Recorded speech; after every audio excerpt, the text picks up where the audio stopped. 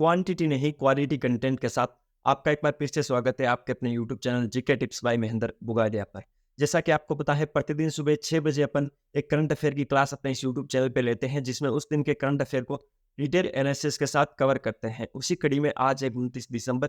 आज के जो भी इंपॉर्टेंट करंट अफेयर है वो अपन इस सेशन में कंप्लीट करेंगे। तो चलिए बिना किसी देरी की क्लास को शुरू करते हैं। पहला क्वेश्चन क्या है, हाल ही में नाम बदलने के बाद अयोध्या जंक्शन रेलवे स्टेशन का नया नाम क्या है? तो Ayodhya Dham station. Ayodhya Dham station Ayodhya junction railway station का नया नाम है। कल इसका उद्घाटन होना है 30 दिसंबर को इस रेलवे स्टेशन का। उससे पहले इसका नाम परिवर्तित किया है। पूरा मैटर क्या है, तो हाल ही में बदले गए नाम के बाद अयोध्या जंक्शन रेलवे स्टेशन का नया नाम अयोध्या धाम है।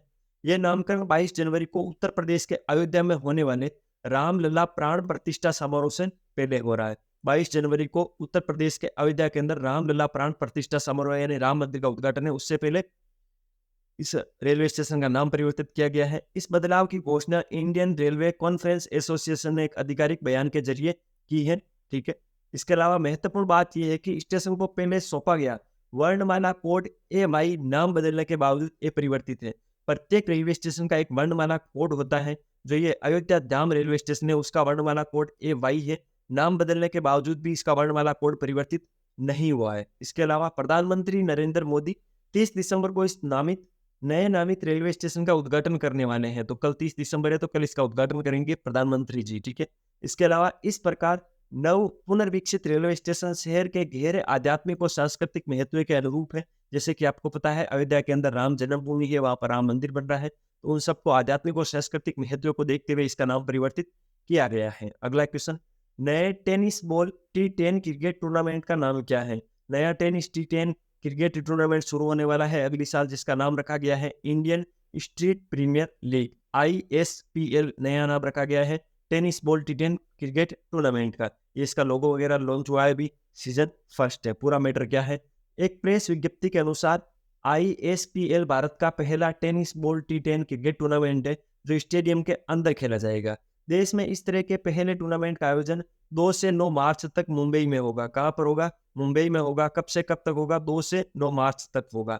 टूर्नामेंट में 19 मुकाबले खेले जाएंगे जिसमें 6 टीमें होगी। कौन कौन सी? हैदराबाद, मुंबई, बेंगलुरु, चेन्नई, कोलकाता और श्रीनगर। ये 6 टीमें 19 मुकाबले खेलेंगी। 2 से 9 मार्च तक मुंबई में होगा। ठीक है, जिसमें ये मुंबई टीमें इस पर कल बीट लगी थी, इसको खरीदा है अमिताभ बच्चन ने। अगला क्वेश्चन क्या है, हाल ही में किस देश ने लॉन्च मार्च 11 वाहक रॉकेट को सफलतापूर्वक अंतरिक्ष में लॉन्च किया है? तो चीन ने अभी लॉन्च मार्च 11 वाहक रॉकेट को सफलतापूर्वक अंतरिक्ष में लॉन्च किया है। पूरा मैटर क्या है, तो चीन ने हाल ही में लॉन्च मार्च 11 कैरियर रॉकेट को सफलतापूर्वक अंतरिक्ष में भेजा है।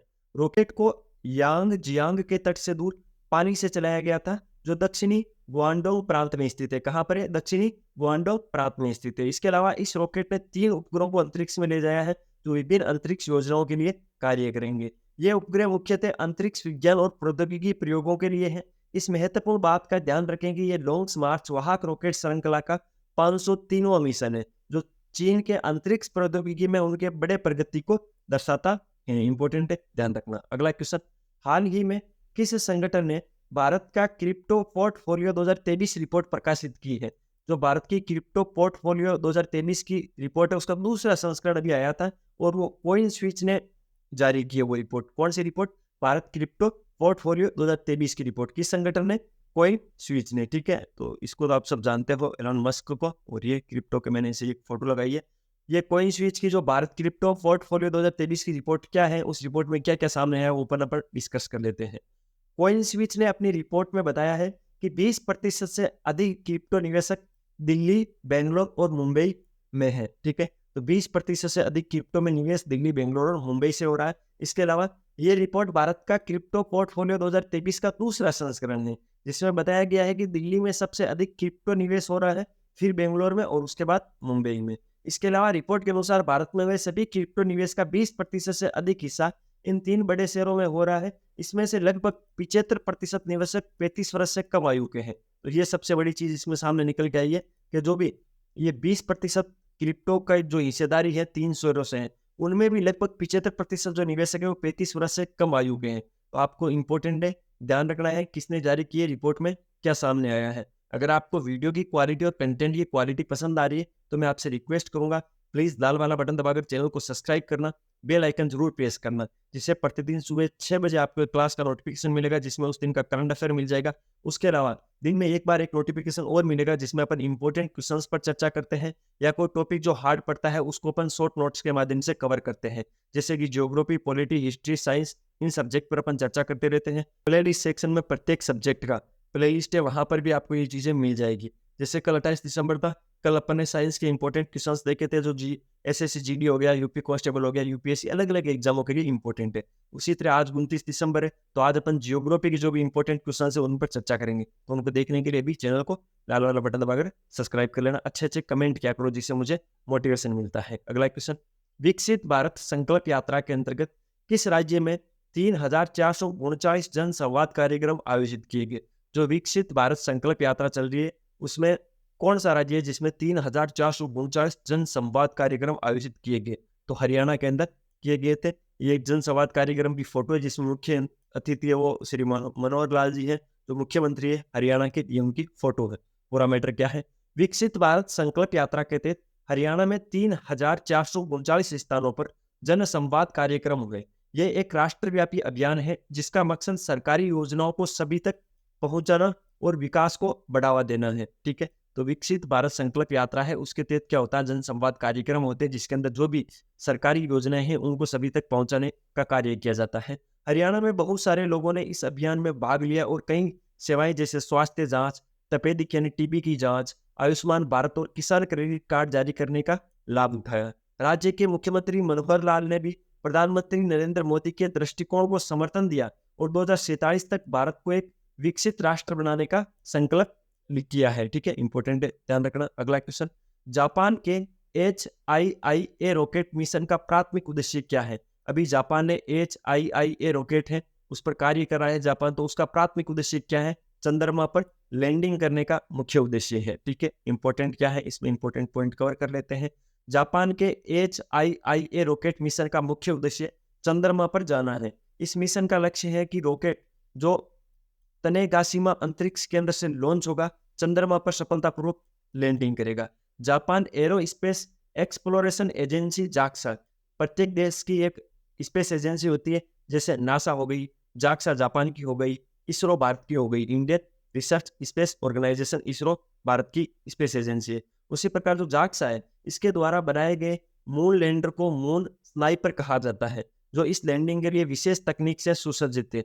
मून लैंडर का आधिकारिक जो नाम है smart lander for investigation moon, और ये अगले साल चंद्रमा पर उतरने की तैयारी में है। अगले साल ये प्रोग्राम जाएगा और ये जो लैंडर है वो चंद्रमा पर उतरेगा। इस मिशन के तहत नासा के सहयोग से कई विभिन्न दृष्टिकोणों से चंद्रमा की अन्वेषण, ब्रह्मांड के निर्माण और आकाशीय वस्तुओं का अध्ययन इस कार्यक्रम के तहत किया जाएगा। तो आपको इंपॉर्टेंट है, ध्यान रखना। HIIA रॉकेट मिशन का प्राथमिक उद्देश्य क्या रहेगा? चंद्रमा पर लैंडिंग।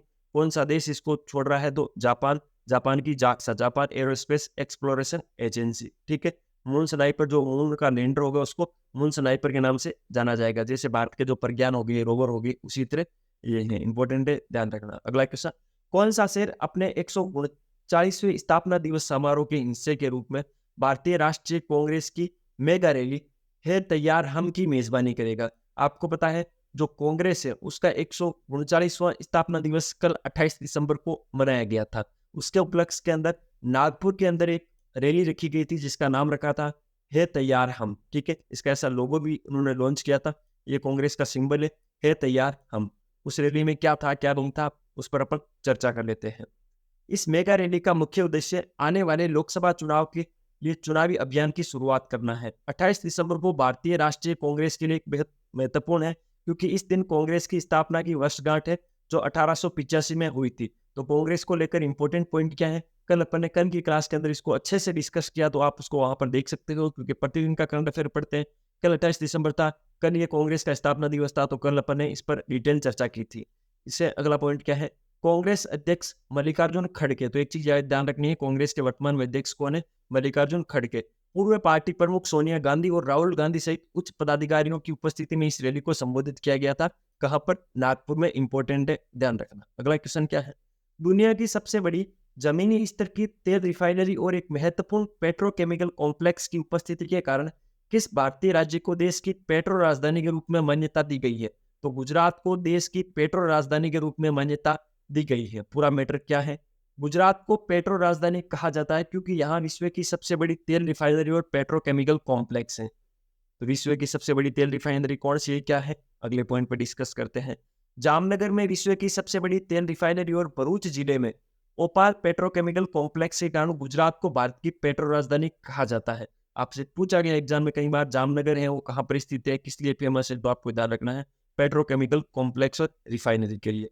रिलायंस इंडस्ट्रीज की जामनगर रिफाइनरी विश्व की सबसे बड़ी और इसमें कच्चे प्रसंस्करण क्षमता 1.4 मिलियन बैरल प्रतिदिन है। यहाँ विभिन्न उत्प्रेरक संयंत्र और गैसीकरण संयंत्र है। जो जामनगर रिफाइनरी विश्व की सबसे बड़ी रिफाइनरी है और रिलायंस इंडस्ट्रीज के अंदर आती है। इसकी क्षमता कितनी है? 1.4 मिलियन बैरल प्रतिदिन है। ठीक है, इंपॉर्टेंट है, ध्यान रखना। यह था 29 दिसंबर का इंपॉर्टेंट करंट अफेयर। अगर वीडियो की क्वालिटी और कंटेंट की क्वालिटी पसंद आई तो लाल वाला बटन दबाकर चैनल को सब्सक्राइब करना, बेल वाला आइकन जरूर प्रेस करना, जिससे प्रतिदिन सुबह 6 बजे आपको करंट अफेयर की क्लास की नोटिफिकेशन मिल जाएगी। इसके अलावा एक सेशन और आता है, अलग अलग टॉपिक्स पर आता है, तो उनको भी आप कवर कर सकते हो। प्रत्येक एग्जाम की दृष्टि से जो सबसे इंपॉर्टेंट कंटेंट होता है वो अपने इस यूट्यूब चैनल पे देखने को मिलता है। चलिए एक अच्छा सा कमेंट कर दीजिए, उसके बाद बाय बाय, सी यू। कल मिलते हैं अपन नए सेशन के साथ। तब तक अपनी पढ़ाई जारी रखो, स्वास्थ्य का ध्यान रखो, टेक केयर, जय हिंद।